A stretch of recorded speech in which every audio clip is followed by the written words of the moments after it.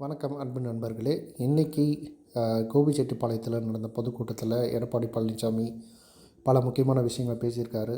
அதில் ஏற்கனவே அவர் சொன்ன மாதிரி செங்கோட்டையன் பற்றி நிறைய தகவல்கள் நான் வெளியிடுறேன், அவருக்கு பின்னணியில் யார் இருக்கார் அப்படிங்கிற தகவலை வெளியிடுறேன் அப்படின்னு சொல்லியிருந்தார். பட் அவர் சொன்ன மாதிரி முக்கியமாக அந்த பின்னணியில் யார் இருக்காங்கிற தகவலை வெளியிடல. பட் ஆனால் பல கேள்விகளை எழுப்பியிருக்காரு. அது என்னங்கிறத நம்ம பார்ப்போம். ஆரம்பத்தில் பரப்புரையை ஆரம்பித்த எடப்பாடி பழனிசாமி கோபிச்செட்டிப்பாளையம் தொகுதியில் கிட்டத்தட்ட வந்து இருக்கிற எல்லா அதிமுக உறுப்பினர்கள் பெயரையும் சட்டமன்றம், நாடாளுமன்றம், அப்புறம் கழக செயலாளர்கள், அந்த மாதிரி எல்லாருடைய பெயரையும் வந்து விடாமல் படித்தார். இது வந்து கண்டிப்பாக வந்து கோபிச்செட்டிப்பாளையத்தில் இருக்கிற மக்கள் மத்தியில் அவர் வந்து ஒரு இப்போ நம்ம செங்கோட்டையன் இல்லாதனால, செங்கோட்டையன் தான் இது நாள் வரைக்கும் வந்து கோபிச்செட்டிப்பாளையத்தில் அதிமுகவுடைய ஒரு முகமாக இருந்தார். அவர் இல்லாதனால இப்போ எடப்பாடி பழனிசாமி அதை முகமாக மாறுறதுக்கு அவர் ஒரு முயற்சி செய்கிறாருன்னு பார்க்கலாம். அது இல்லாமல் அத்திக்கடவு அவிநாசி திட்டத்தை அவருடைய ஆட்சியில் கொண்டாந்ததை வந்து ஒரு முக்கியமான ஒரு அம்சமாக சொல்லி ஹைலைட் பண்ணுறாங்க. அதுக்கப்புறம் அவர் என்ன சொல்கிறாருன்னா, அத்திக்கடவு அவிநாசி திட்டம் கொண்டாடும் போதும் அந்த திட்டத்துக்கு செங்கோட்டையன் வரலை அப்படிங்கிறாரு. அதுக்கான காணொலியும் போட்டு காட்டுறாரு. அதுக்கப்புறம் செங்கோட்டையன் ஏன் அதுக்கு வரலைங்கிற காரணத்தை சொல்லியிருக்காரு. அது வந்து அந்த திட்ட விழாவில் வந்து எம்ஜிஆர் ஜெயலலிதா இருக்க படத்தை இல்லை, அதனால தான் நான் அந்த கூட்டத்துக்கு வரல.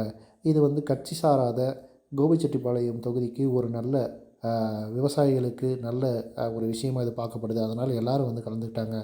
இது ஒரு காரணமாக சொல்லி இவர் வந்து கலந்துக்கல அப்படின்னு சொல்கிறாரு. அதற்கப்புறம் இப்போ வந்து அவர் புதுசாக போய் சேர்ந்திருக்க கட்சியை பற்றி சொல்கிறாரு. ஆனால் அந்த கட்சி பேரை சொல்ல, அந்த கட்சியை எதுவுமே அவர் விமர்சிக்கலை. அதை வந்து நீங்கள் உற்று நோக்கணும். தபாக கட்சியை பற்றி இவர் பெருசாக எதுவுமே சொல்லலை.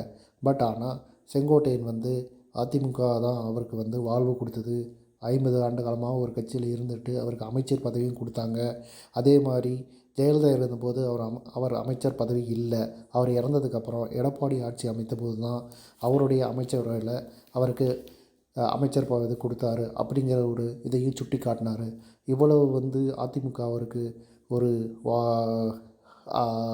வாய்ப்பு கொடுத்த அந்த அதிமுகவை விட்டு இப்போ போயிருக்கிறது அவர் வந்து துரோகம் பண்ணிட்டார் அப்படிங்கிற இதை சொன்னார். அதே மாதிரி அவருடைய காணொலியை வந்து இங்கே வந்து காட்டும்போது எல்இடி ஸ்க்ரீனில் எடப்பாடி சொல்லி காட்டும்போது இங்கே சுற்றி இருந்த மக்கள் எல்லாமே துரோகி துரோகி அப்படின்னு தான் சொன்னாங்க. அதே மாதிரி இன்றைக்கி நடந்த அந்த கோபிச்செட்டிப்பாளையத்தில் நடந்த கூட்டத்திலே மக்கள் கூட்டம் நிறையாவே இருந்துச்சு.